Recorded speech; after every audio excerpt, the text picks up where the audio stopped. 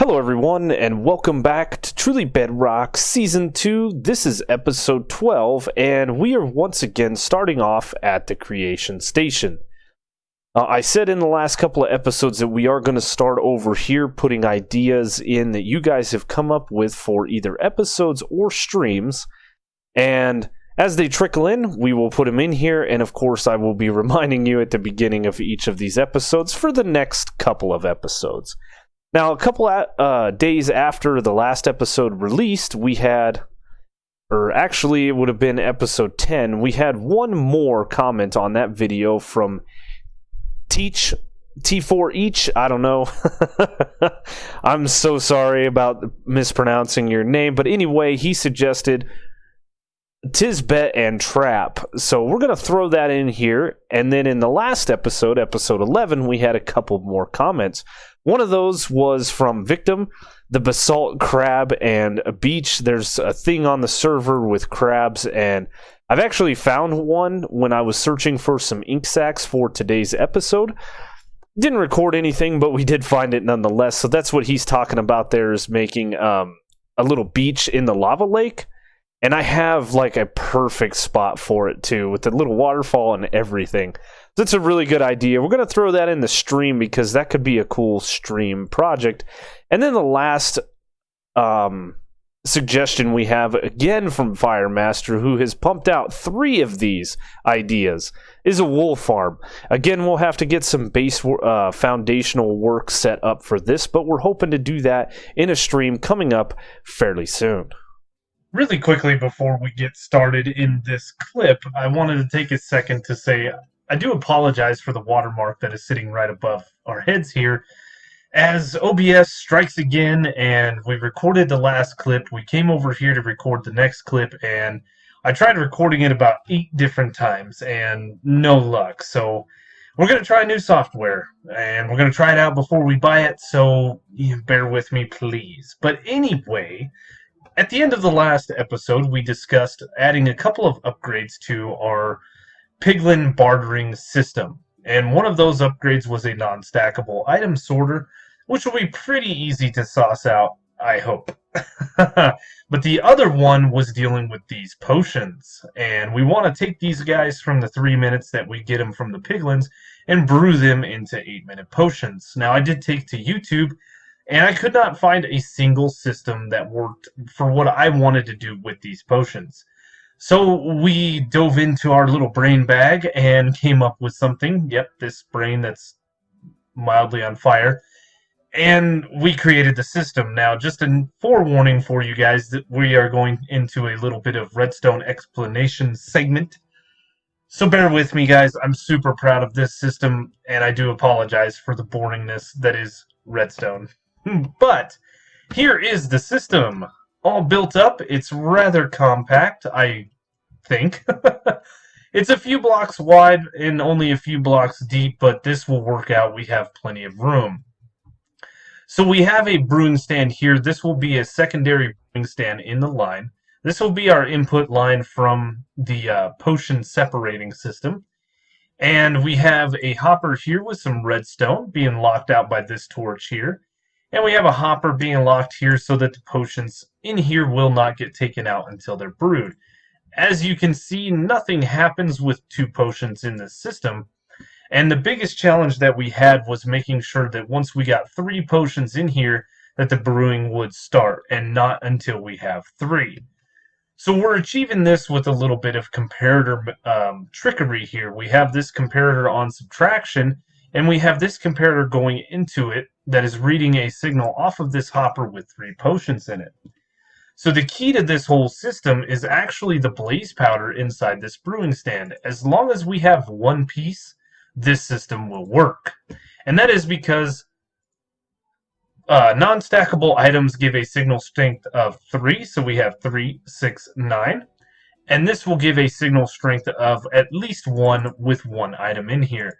Up to 64 items will give us a signal strength of 3, so either which way we will be grabbing a signal once a 3rd potion drops into this system.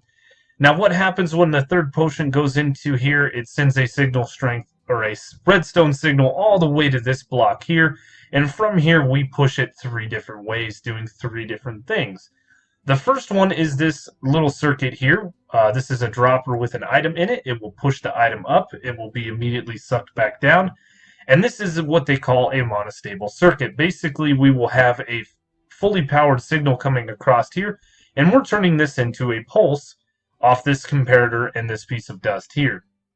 This is how you turn a lever into a button, is this little guy right here. So this will pulse this redstone torch off, allowing one piece of redstone to go down into the brewing stand. Now we're pulling a signal off this way that will come to this block here, locking this hopper, because if we have a couple potions coming through, I do not want the potions to leave this hopper until this is done brewing and these items have been pushed over into this chest over here. So that is why we have this thing on a little bit of delay coming across. Then we have the signal here that kind of starts up the whole system. This repeater will get powered, unpowering this torch, allowing these 46 items to come across into this hopper. Now 46 items is very important. Over here you'll see that we have a few hoppers set up with comparators coming off of them. And if you have one item up to 22, you can get a signal strength of 1. If you have 23 up to 45 items, you can get a signal strength of 2. And if you have 46 up to 68 items, you can get a signal strength of 3.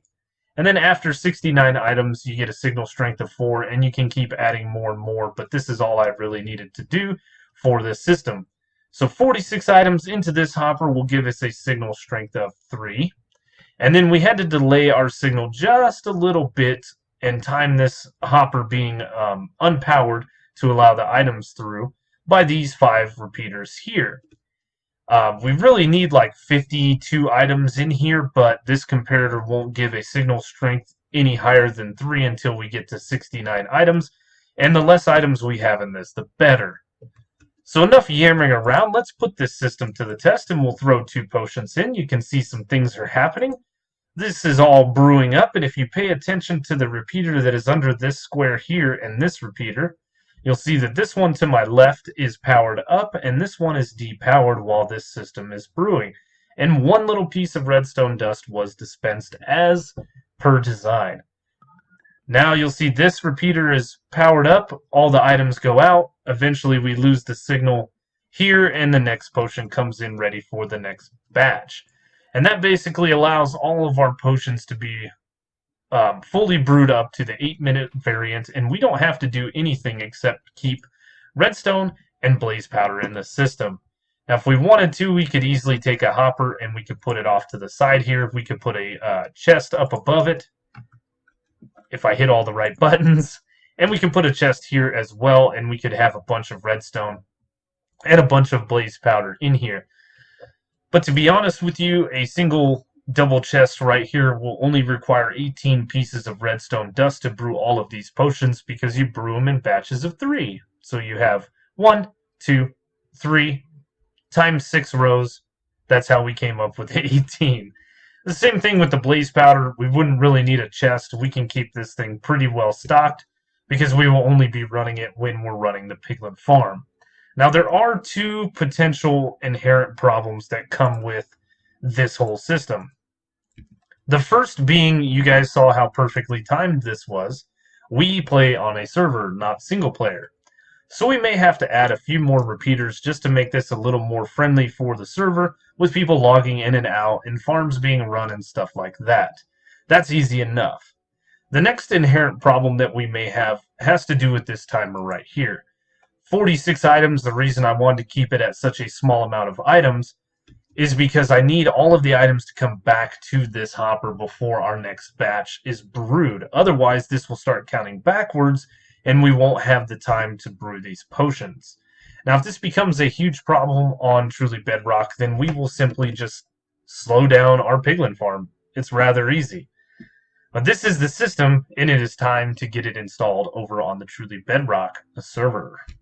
It looks a little bit different, but we did extend the pulse in which this hopper will stay locked, and then we also brought the comparator signal out and ran quite a few more repeaters into this block as we discussed. But this is a working system now, And we can take all of our potions, which we've got quite a few here, and we can throw them into this system. I did redirect the hopper chain from here over to here, so potions can come into this system.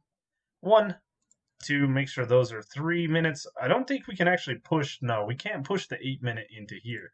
And 3. There's the redstone, everything's working beautifully. So now what I would like to do is I would like to check out all of the different items that we collected. And as you can see, we've been busy. We put up item frames all the way down to show what we have in the system. And I want to check this chest right here because we may have some items that came in here. So let's look. I was expecting some items, but that is not bad, to be perfectly honest with you. I thought it was going to be a lot more items than this. So I'm rather happy that this is all we had pushed through the whole system. That's not bad. Now, how much gold did we lose? I think I only had 2 ingots in here, so that's not bad either. Now, let me go ahead and I want to run these guys back through this system. And the reason for that is when I was AFK at this farm, the Piglin farm, I was actually playing in mobile, and my screen on my phone was timing out every now and then. So I don't know if some of these items just kind of glitched through when we weren't technically in the game or what, but let me run these through and see what happens. All right, moment of truth. Nothing. So it looks like everything circulated back through the system, which is good. So I don't know if that was just an issue with me being on mobile and my screen timing out. We will have to come on the computer and AFK at this farm and then do an actual check. But I want to look at everything that we got, our wares that we got from all of our gold. And almost a shulker box of nether brick. This is wonderful. I never have to mine another nether brick in my life. Nice. Over a shulker worth of soul sand, which is great because we wanted to sell this in the shop. Looks like we got 5 1/4 stacks of crying obsidian. That's pretty good. 3 stacks of obsidian. That is awesome. And I accidentally grabbed some there. Over a chest worth of gravel, and that'll be good for filling all of this guy back in, or filling it in as we want to do. We've got quite a few iron nuggets. We can turn this into a stack of iron ingots. So that's really nice. We got a decent amount of glowstone. What is it? 1 stack, 2 stacks. We got 3 stacks and a bit of glowstone if we wanted to craft that up. We've got quite a bit of nether quartz. We have quite a few ender pearls, of course. A little bit of magma cream. We really don't need magma cream anymore because we only used it for potions.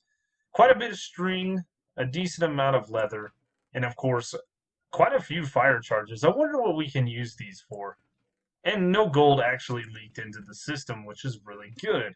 Now let's go over here. We kind of already peeked into the potion chest a little bit, which we got quite a few potions, and there was that one that we circulated through the system.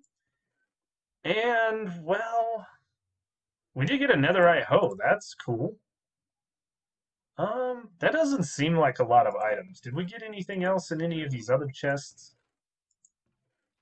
Oh, okay, well, here's all of our items. Oh, that must have something to do with that guy right there powering this hopper. That torch right there on that block. I think we're going to have to move this chest down by 1 block, and then the items won't come in here.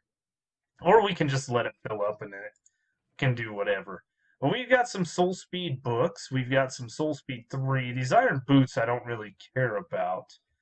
But yeah, I think it's time for us to do a little bit of a brainstorming session with what we're going to do with all of these items. So here's what I'm thinking. Originally, when we built the nether shop, we wanted to sell some things like soul sand. Of course, I wanted to sell blaze rods, and I've since put food in the shop. So originally I was thinking we could do kind of like a one-stop nether shop, but there's going to be some items that we aren't going to farm maybe until later on in the season, or maybe even not at all. So my plans have shifted a little bit. I want to sell some of the items that we're getting in the Piglin farm.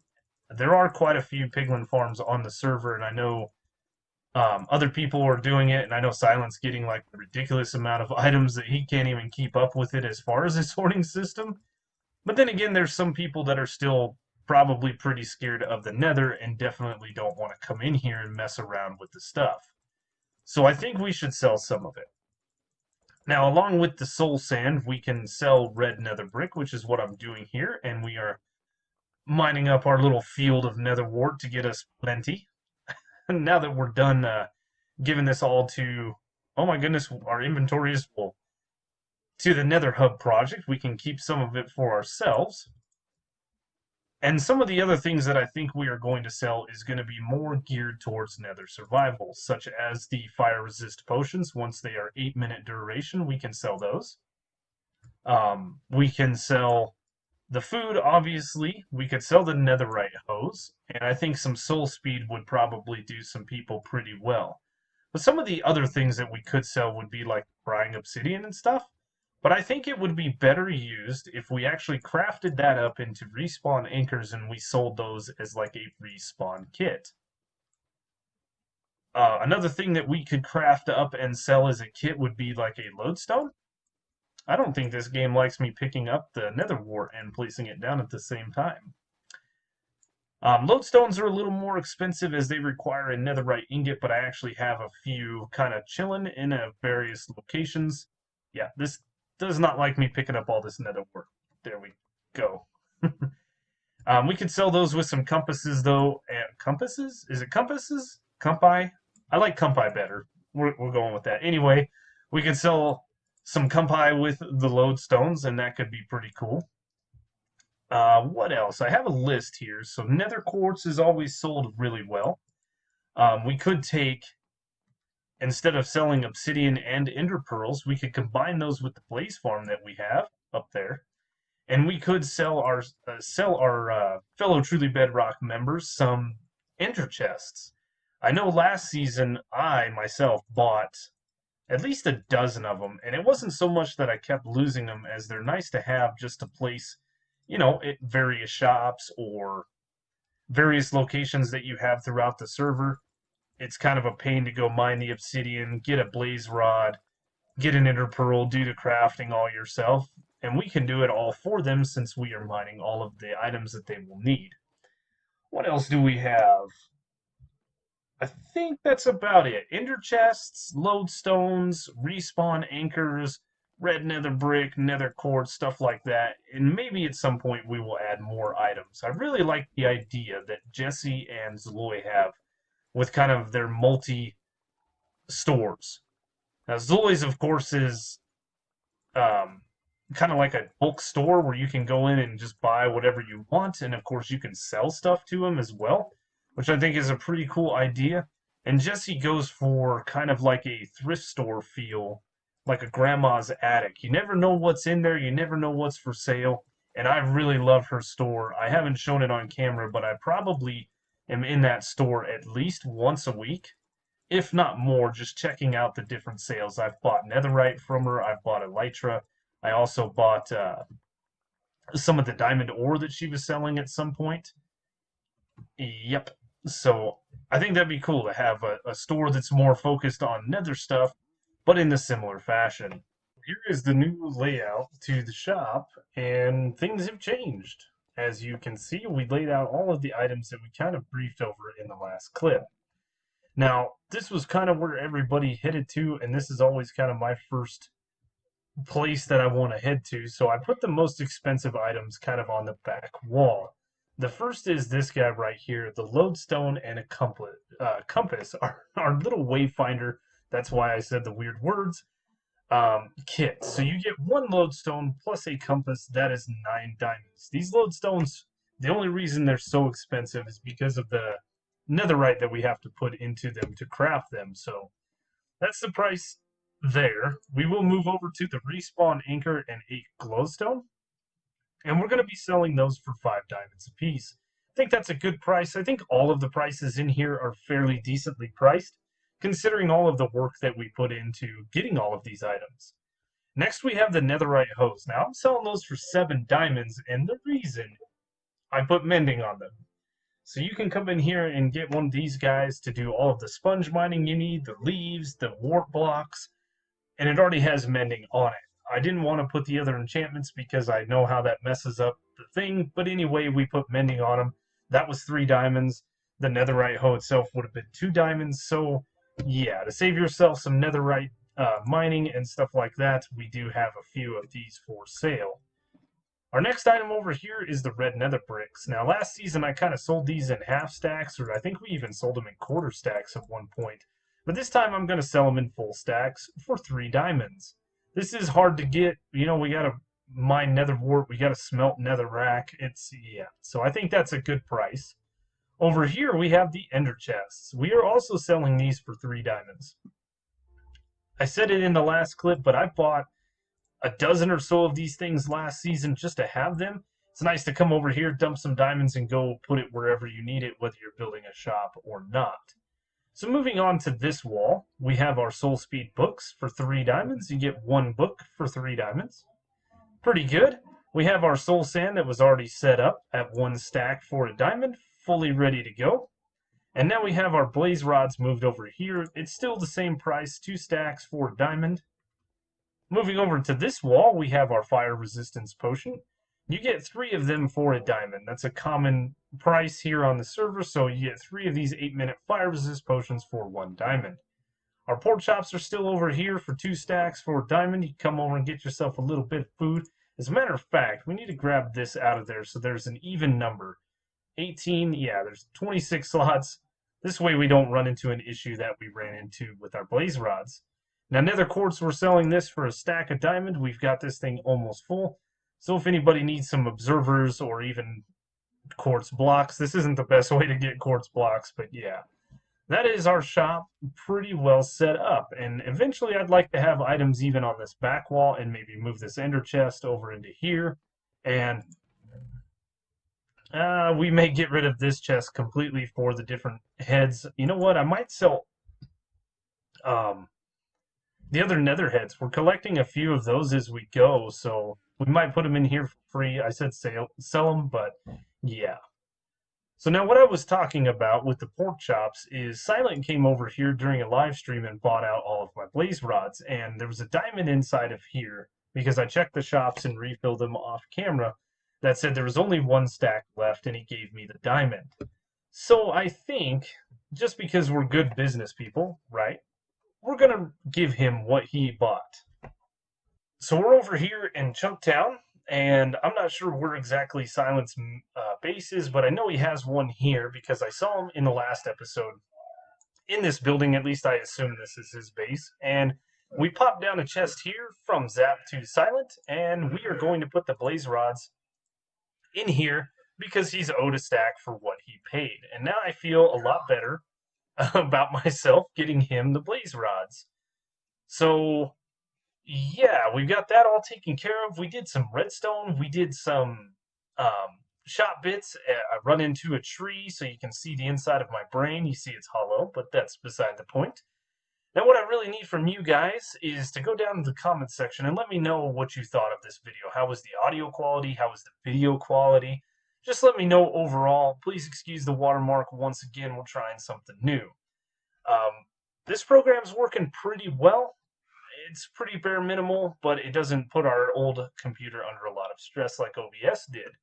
And now, while you're down there in the comments section, go ahead and scroll up just a little bit.